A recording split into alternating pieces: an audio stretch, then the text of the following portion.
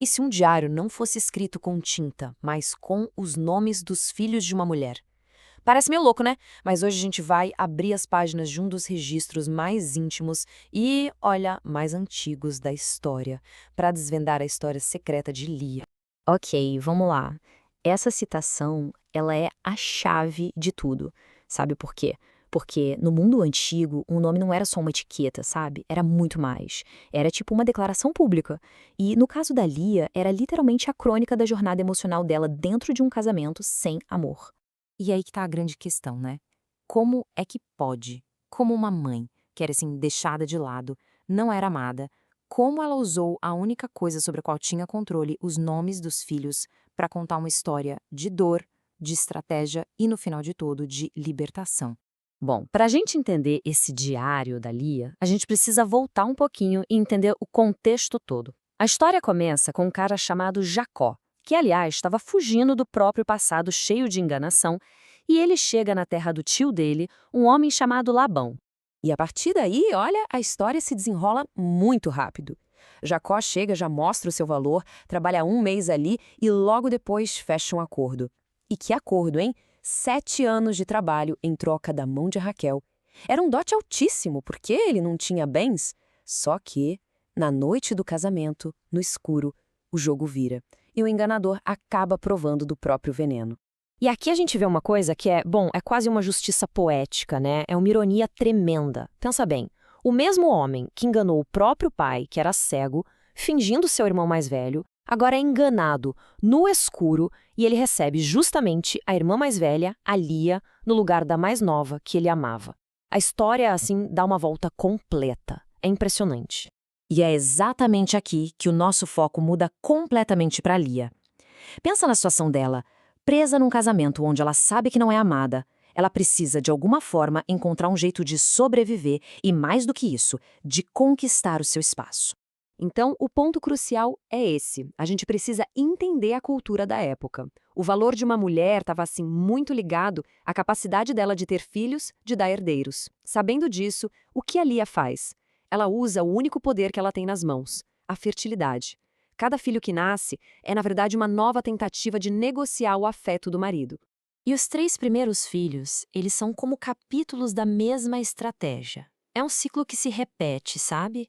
Um ciclo de esperança e logo depois de desespero. E tudo isso fica documentado de forma pública nos nomes que ela escolhe para eles.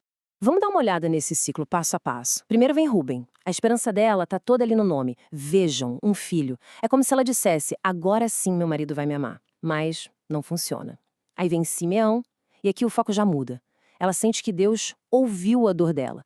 Ou seja, ela começa a olhar para cima, sabe? E com Levi, bom, Levi é a cartada final. Com 3 filhos homens, a base de um clã, ela deve ter pensado, ok, se o amor não nos une, a obrigação social vai unir.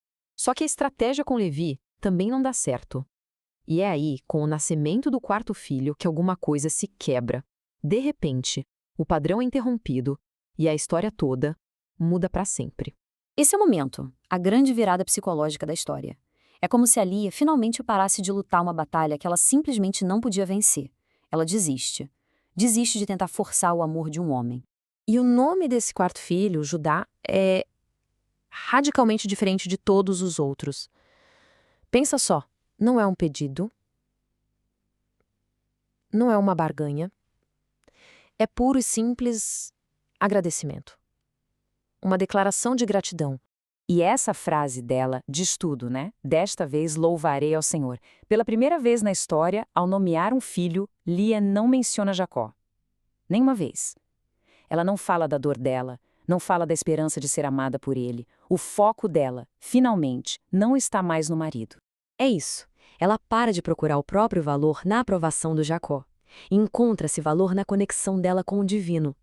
Aquela busca desesperada por afeto humano se transforma, de repente, num estado de pura gratidão, de aceitação. O diário da angústia dela, finalmente, vira um hino de louvor. Tá, mas e aí? Por que tudo isso importa tanto? Importa porque a jornada pessoal, íntima, dessa mulher se torna nada menos que a base para o destino de uma nação inteira.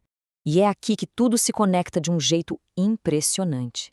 A história pessoal da Lia vira o destino de um povo.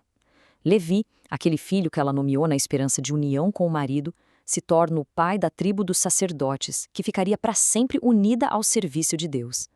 E Judá, o filho do louvor, do agradecimento, ele se torna o ancestral da linhagem real. A dor e a superação de uma única mulher acabam ecoando, literalmente, através dos milênios. Isso tudo deixa a gente com uma pergunta no ar, né? A história da Lia mostra que, às vezes, as narrativas mais profundas estão ali, escondidas bem na nossa frente, codificadas num simples nome, num lugar. Fica a reflexão.